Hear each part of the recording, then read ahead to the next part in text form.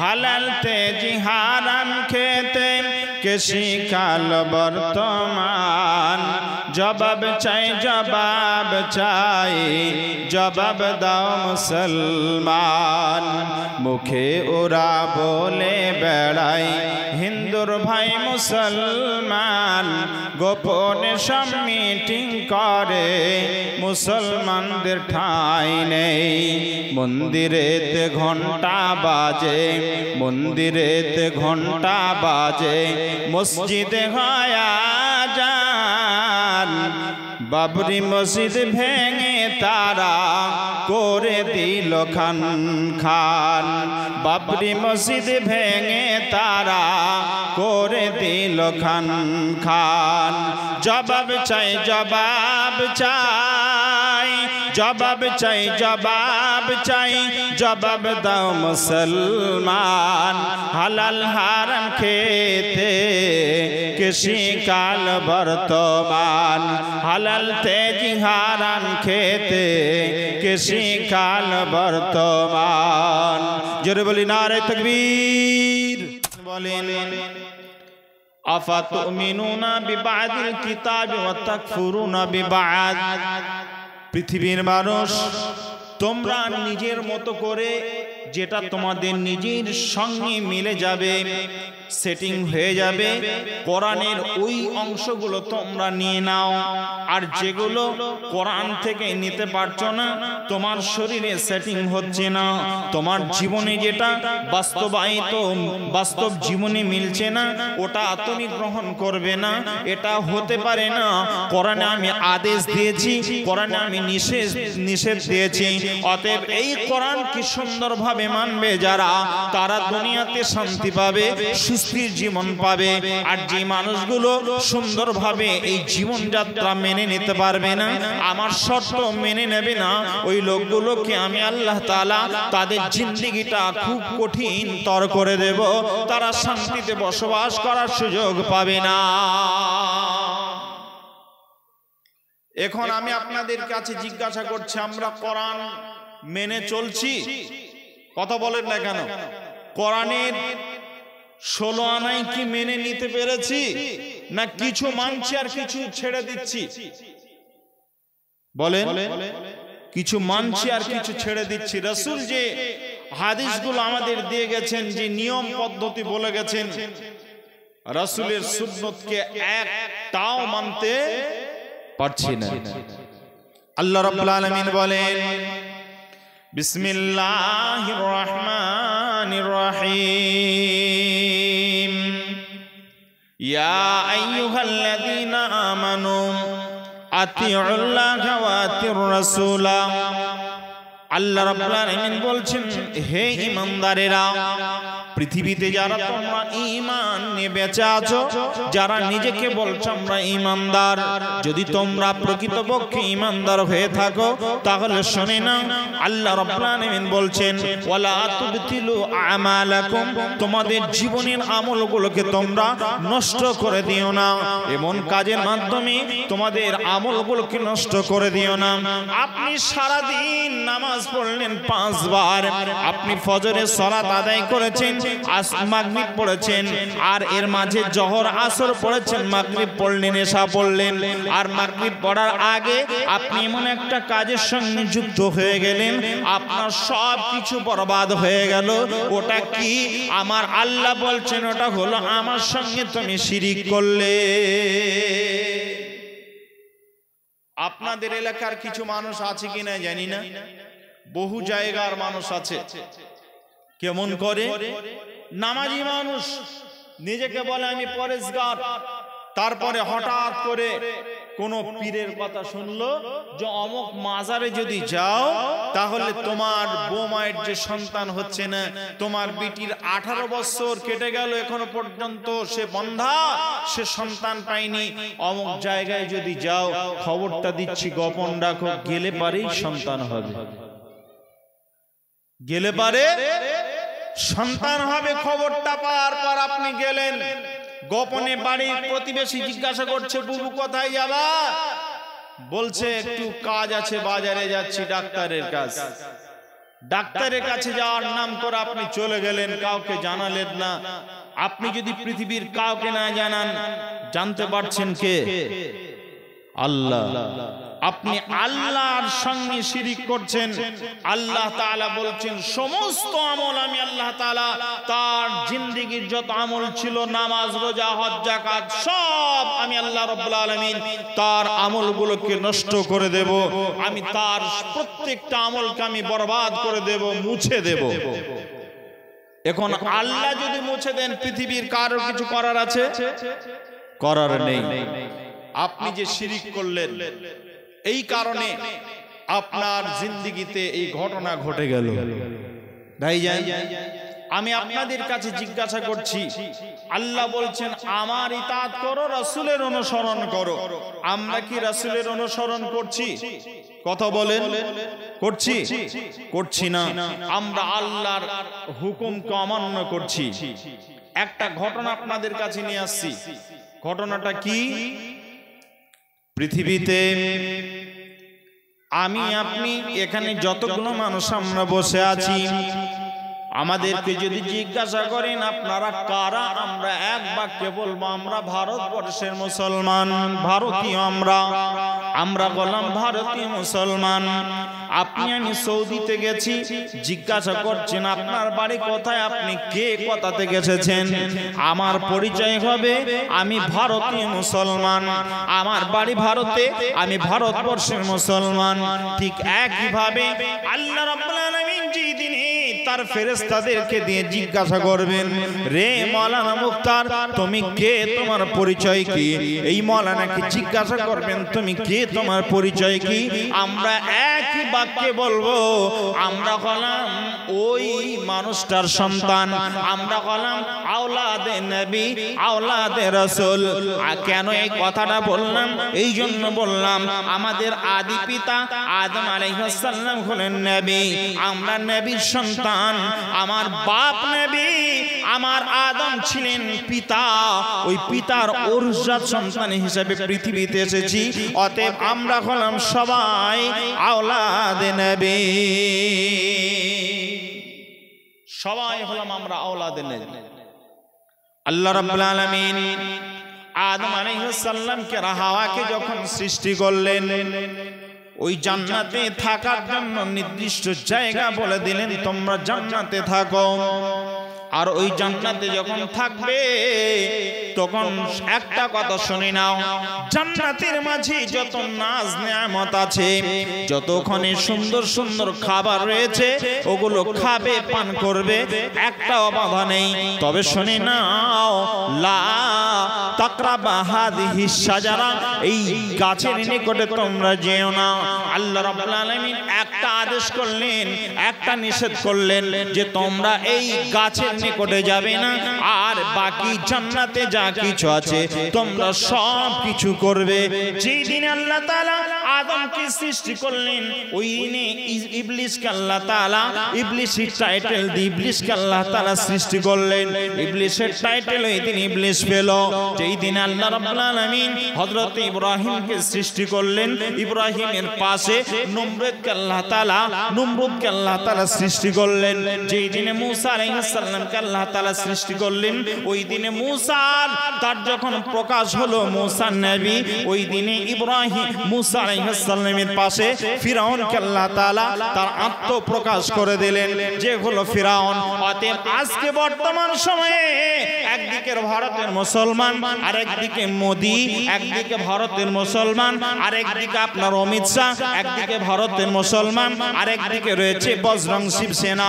অতএব মুসলমান, চিন্তার কিছু নেই, চিন্তার কোনো কারণ নেই। কারণ যত আপনি চিন্তা করুন না কেন, গভীরভাবে যদি আপনি চিন্তা করেন, আল্লাহ রাব্বুল আলামিন আমাদেরকে এইভাবে সৃষ্টি করেছেন। আমাদের আদি, আমাদের পূর্ববর্তী যত আমাদের ওয়ারসাত যারা এসেছিল, ও আমাদের পূর্ববর্তী যারা এসেছিলেন, আমাদের ওই অভিভাবকগুলো, তাদের ইতিহাস যদি আমরা একটা করে পড়ি, তাদের ইতিহাসগুলো একটা করে যদি দেখি, তাহলে আমরা স্পষ্ট বুঝতে পারবো যে আমাদের আজকে যে ঘটনাগুলো ঘটছে এটা নতুন কিছু নয়। নতুন ঘটনা নয়। আজকে গোটা পৃথিবী আজকে দেখছে কাকে? আমেরিকাকে দেখছে। দেখছে কি দেখছে না?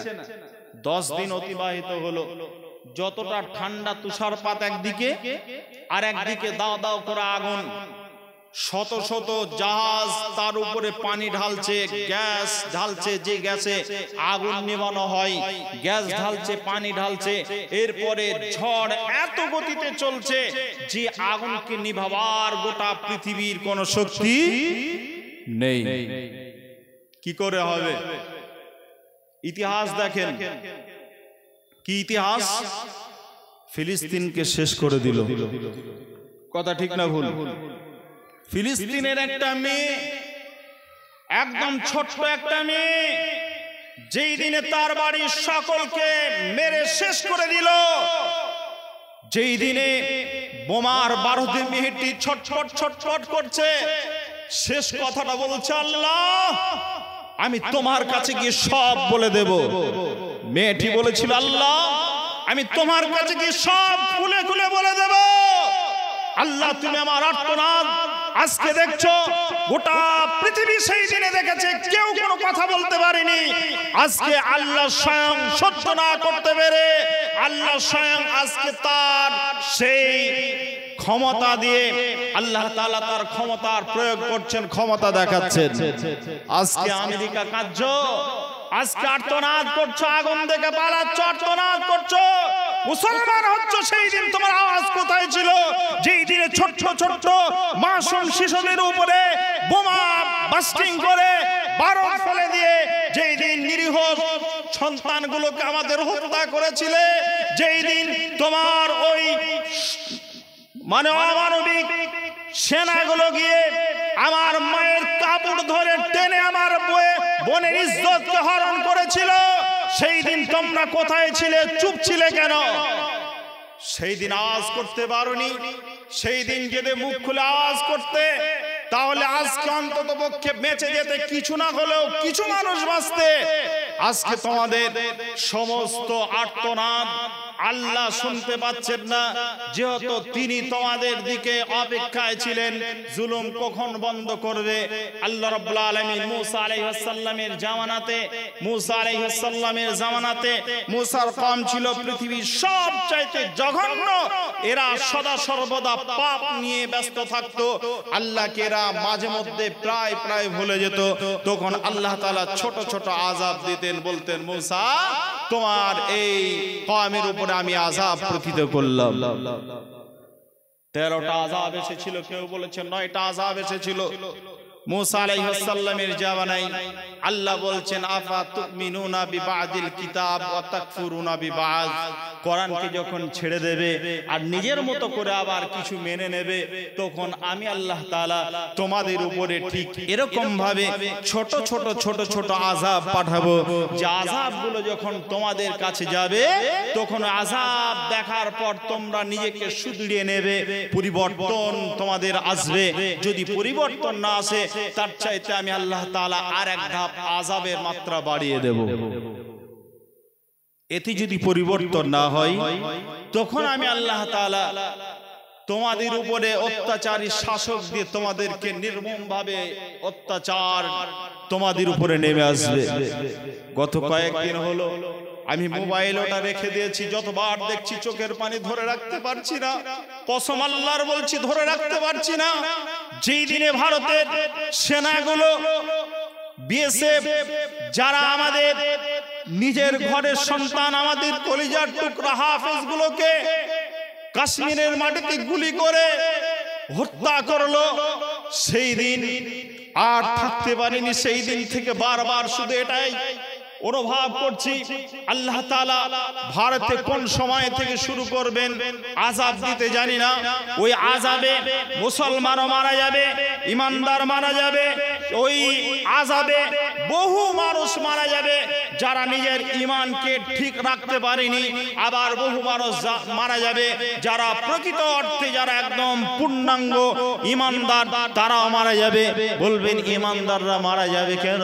ঈমানদাররা এই জন্য মারা যাবে, ঈমানদাররা যদি মারা না যায় তাহলে তারা শহীদি তামান্না যে বুকে রেখেছিল, এই শহীদি তামান্না বুকে রাখার ফলে তারা শহীদি মরণ চেয়েছিল, এরই মাধ্যমে তারা শহীদ হয়ে যাবে। তাদের মর্যাদা আল্লাহর কাছে অধিক অধিকতর হয়ে যাবে, তারা সেই দিনে শহীদ বলে সেই দিনে বিবেচিত হবে।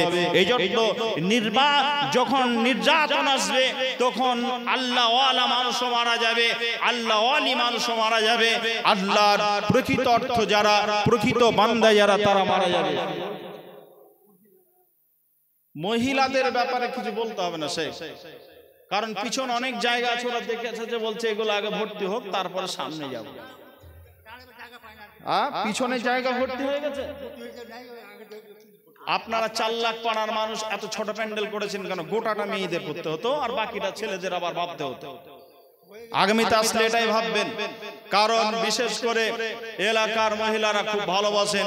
গত আপনাদের এই দেওয়ানাপুর যখন এসেছিলাম ক্যাম্পাড়ায়, গত বছর বলেছিলাম মেয়েদের আলাদা কিছু ভাবে, মেয়েদের জায়গা হচ্ছে না যখন আলাদা ভাবেন। এবছরে আগের দিনে মহিলা, পরের দিনে পুরুষ করেছিলেন, তা আমি পুরুষদের প্যান্ডেলে ছিলাম এবছরে, আলহামদুলিল্লাহ। তা ভাইজান, মা বোন আপনারা আমাদের খুব কাছের মানুষ, আপনারা হলেন সম্মানিতা মা বোন। আপনাদের কাছে অনুরোধ রাখছি, আমি নদিয়া থেকে এসেছি, আমি একজন অধম নগরডাল্লার গোলাম, আপনাদের কাছে কিছু বলার উদ্দেশ্যে এসেছি। তবে আপনারা একটু ধীর স্থির ভাবে বলার জন্য সহযোগিতা করুন। আপনারা সামনের দিকে যার যতটা ফাঁকা আছে, আল্লাহ কোরআনের একটা আয়াত বলছে, আপনি যদি মুসলমান হয়ে থাকেন, যদি আপনি জালসা শোনার নিয়তে এসে থাকেন, আর এই নিয়ত যদি থাকে জালসা শুনবো, পরিবর্তন হব, জান্নাত লাভ করব, এই উদ্দেশ্য যদি থাকে, তাহলে একটা আয়াতের কিছু অংশ বলছি, আপনি মেনে নেন। জালসা যদি নাও শোনেন, আল্লাহ আপনার উপরে খুশি হয়ে যাবে ইনশাআল্লাহ। কি সেটা? আল্লাহ বলছেন, তাফাসসাহু ফিল মাজালিসি ফাফসাহু ইয়াফসাহিল্লাহু লাকুম। তুমি আর একজনকে সহযোগিতা করো বসার জন্য, তাহলে আল্লাহ তাআলা তোমার জান্নাতের রাস্তা প্রশস্ত করে দেবেন, জান্নাত প্রশস্ত জান্নাত আল্লাহ তাআলা দান করবেন। মা বোন, আপনাদের কাছে এই অনুরোধ রাখলাম, কোরআনের আয়াতটার উপর আমল করেন। যার যতটা জায়গা সামনে আছে সে ততটা জায়গা সামনে আগে আসবে, আর যেন বলতে না হয়, বলে দিলাম। এবারে চলুন, আমি আপনাদের সামনে যে পয়েন্ট নিয়ে বলছিলাম, আমি একটা পয়েন্টের উপর আলোচনা করছি। মুসলমান কোরআনের কিছু অংশ মানছে, কিছু অংশ ছেড়ে দিচ্ছে। এই জন্য মুসলমানদের উপরে এত নির্যাতন, এত নিপীড়ন নেমে এসেছে। আমি বলতে গিয়ে একটা ঘটনা আপনাদের সামনে বলছিলাম, ওয়াল্লাহি আল্লাহর কসম করে আবারও বলছি, আমি যখন ওটাকে দেখছি তখন আমার চোখের পানি ধরে রাখতে পারছি না। কি সেটা হলো, সন্তান হলো, ছোট্ট ছোট্ট সন্তান। ভাবছি এটা যদি আমার সন্তান হতো, তাহলে যে কোনো জিনিস নিজের দিকে নিতে হয়, তাহলে বিবেক কাজ করে। এই জন্য ভাবছি এটাই, এই সন্তানটা যদি আমার হতো, যেটা লাশ হয়ে আজকে ওই সন্তানের বাপ কান্না করছে, তার মা কান্না করছে, তার আত্মীয় স্বজন কান্না করছে, ওই সন্তানটা যদি আমার হতো, এই হাফেজে কোরআনটা যদি আমার হতো, তাহলে আমার অবস্থা কি হতো, এটা আপনি আমি সবাই যদি ভাবি, তাহলে এটা দেখতে পাবো যে সন্তানগুলো আমার হলে পরে আমি আর্তনাদ করতাম, নিজেকে ধরে রাখতে পারতাম। জি ভাই, কি অপরাধ তাদের? অপরাধ তাদের কিছুই নেই, তারা তো একদম নিঃস্ব, তারা তো নিষ্পাপ শিশু, তাদের কোনো অপরাধ নেই। আজকে দাঙ্গাবাজেরা চাচ্ছে একটা দাঙ্গা লাগাবার জন্য, এজন্য বিভিন্ন জায়গাতে তারা এই ধরনের কার্যকলাপ করছে। আমি আপনাদের কাছে একটা মেসেজ দিতে এসেছি, আজকে এখান থেকে একটা মেসেজ দিচ্ছি, ভালো করে শোনেন। মুসলমান কারোর ফাঁদে পা দেবেন না, কোন অশান্তিতে পা দেবেন না, এগিয়ে যাবেন না, এটা আপনাদের কাছে সতর্ক করে যাচ্ছি। কত মনে থাকবে না ভুলে যাবেন, কত মনে থাকবে না ভুলে যাবেন, ভুলবেন না, মনে রাখবেন। কারণ আল্লাহ একজন আছেন, তিনি সমস্ত চক্রান্তকারীদের চক্রান্তকে ধূলিসাৎ করে দেবেন। আল্লাহর চক্রান্তর কাছে সমস্ত চক্রান্তকারীদের চক্রান্ত ফেল। কথা ঠিক না ভুল? জি, আমাকে যদি এক চড় মারেন, আপনারা কেউ একজন এসে আমাকে 2 লাঠি চাপিয়ে দিলেন, আমার বাড়ি যদি এলাকায় হয়, তাহলে আমার অভিভাবক এসে বলবে মারলি কেন? বলবে কি বলবে না? আমি যদি কোনো একটা এই বাচ্চাটাকে যদি 2 চড় মেরে দিই, অন্যায় ভাবে স্টেজে এসেছে 2 চড় মেরে দিলাম, 2 চড় লাগিয়ে দিলাম, অভিভাবক আমার দিকে বলবে কিনা যে কেন মারলে আমার ছেলেকে? কোনো অন্যায় করিনি। বলবে কি বলবে না? বলবে কি বলবে না? বলবে। ঠিক একইভাবে আমি আপনি দুনিয়াতে ঠিক আমাদের মতো করে আমরা চলছি। আমরা কারো অন্যায় পা দিই না, কারো অন্যায় আচরণ করি না, কারোর সঙ্গে খারাপ ব্যবহার করি না। কাজেই যদি কোনো মানুষ আমাদেরকে অন্যায় ভাবে মারে, আমার সন্তানকে মারে, গাছে বেঁধিয়ে পিটে শেষ করে দিচ্ছে, কাউকে গুলি বিদ্ধ করে মেরে দিচ্ছে, এমন যদি হয়ে যায়, তারপরেও আল্লাহ আমাদের অভিভাবক, তিনি আরশে মুআল্লায় বসে আছেন, তিনি নিশ্চয়ই যারা মারছেন তাদেরকে কিন্তু ছাড়বেন না। কথা ঠিক না ভুল? কথা ঠিক না ভুল? যদি ছেড়ে দিতেন তাহলে আজকে আমেরিকাকে আল্লাহ ছেড়ে দিতেন, এই আযাবে তারা পতিত হতো না। আল্লাহ নিজে বলছেন আল্লাহু ওয়ালিয়ুল্লাযিনা আমানু, আল্লাহু ওয়ালিয়ুল্লাযিনা আমানু ইখরিজুহুম মিনাজ-যুলুমাতি ইলান-নূর। আল্লাহ বলছেন আমি রব তোমাদেরকে হুঁশিয়ারি দিয়ে দিচ্ছি, কথা ঘোষণা করে দিচ্ছি, আমাকে তোমরা অভিভাবক বলে মেনে নাও, আমি তোমাদের অভিভাবক। আমাকে যদি অভিভাবক বলে মেনে নাও, তাহলে আমি আল্লাহ তোমাদের কাছে এই বার্তা পৌঁছে দিচ্ছি, আমি আল্লাহ অভিভাবক যেমন তার সন্তানকে মারলে পারে, বাপ যেমন, পিতা যেমন তার সন্তানকে অন্যায় যদি তার সন্তানের উপর অন্যায় করে, এটা যদি যেমন সহ্য করতে পারি না, আমি রব আমার এই গোলামদের উপরে কোন মানুষ যদি অত্যাচার করে, আমি রব শান্ত থাকতে পারি না। এক পর্যায়ে তাদের উপরে লক্ষ্য রাখি কখন তারা ফিরে আসবে। যখন ফিরে আসলো না, তখন আমি তাদের উপরে আযাব দিয়ে তাদেরকে নিঃস্ব করে দিই। তার জ্বলন্ত উদাহরণ হলো আজকে বর্তমানে আমেরিকা। কথা ঠিক না ভুল? জি ভাই।